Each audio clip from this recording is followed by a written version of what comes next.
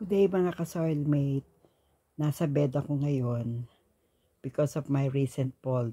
I had an accident last Saturday right after I came from the church together with my husband. So, ang accident ko, it's not a car accident, but accident at the home. No, in my home. No? When I came home from the church, kukunin ko yung gift for the birthday celebrant. Kasi we're about to attend a birthday party. Nadapa ako. I fell on the floor. Very fast yung nangyari. I could not hold on anything. All I know, I was on the floor and the eyeglass cut my right eyebrow. So my eyeglass is plastic, a very slim one. Kaya it's good pala, kaya pala yung nabinigay sa akin nung bumili ako sa optical, yung optician dun sabi, this is very recommended kasi nga very strong at saka talagang durable, this kind of materials. Yung pala, siguro sabi niya baka mahulog ako, madapa. It will protect kasi hindi nabasag yung pinaka-glass, no? I don't know what kind of plastic is that, no? Kasi ang lakas ng impact eh. But ang nabasag yung aking skin. So I have a very, very deep cut, sabi ng doktor. So I was rushed to Langley Memorial Hospital. I saw my 3 grandchildren at my side when I was able to stand, but I could hear my husband screaming for help because he saw the profuse blood coming out from my forehead. Hindi niya alam, all the while akala niya natamaan yung mata ko, but I could see my husband really very traumatic sa kanya yung nakita niya about me. So I did this, I'm doing this vlog for the senior to be able to protect themselves, to be more careful when doing something. Kasi like what happened to me, I tripped off. I over one of the toy of my grandson. Sabi ko sa grandson ko during the time that I was still in emergency because I saw him crying and he was quite blaming himself. My grandson is only 5 years old and he knew he was the one who was playing that thing that made me trip off.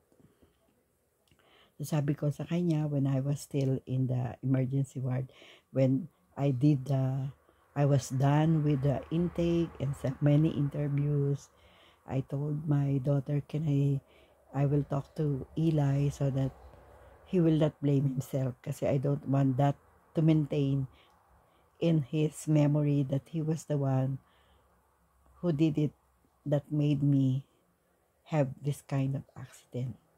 So I told him this is an accident. I don't blame you. Don't blame yourself. And I'm okay. Parang may assurance ba? Kasi alam mo yung bata, ang impact niya, toy niya kasi yun eh. So yun na. So during the hospital, it took us almost 12 hours.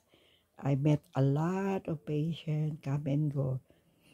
They look at me siguro kasi baka akala nila victim of abuse ako. But ano na lang, I kept quiet kasi we have our own parang mga condition at the time, no? So yun.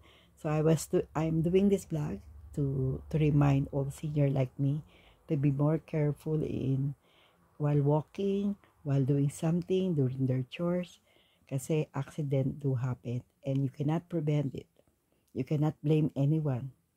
You are the only person who are responsible for this kind of happening in your life. So maraming salamat to all the emergency staff, to the doctor, to Francisco Rodriguez, the registered nurse who gave me initial cleaning, changing my bandage, and then to the doctor who did the stitches.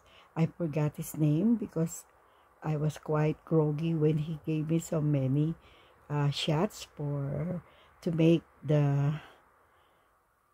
my skin numb, no, during the process pa kasi daw he doesn't want me to get hurt. But of course yung mga saksak na injection in the first instant, I could feel, I almost wanted to shout, but I was able to still control myself. So, reminder sa mga seniors like me, accident to happen. So, let's be more careful. Thank you sa staff, thank you sa mga anak ko, thank you sa asawa ko, and thank you din sa Lord so that I'm still alive and able to do this to remind other people to keep safe. Again, this is Au Lucas from Langley, BC. Bye for now.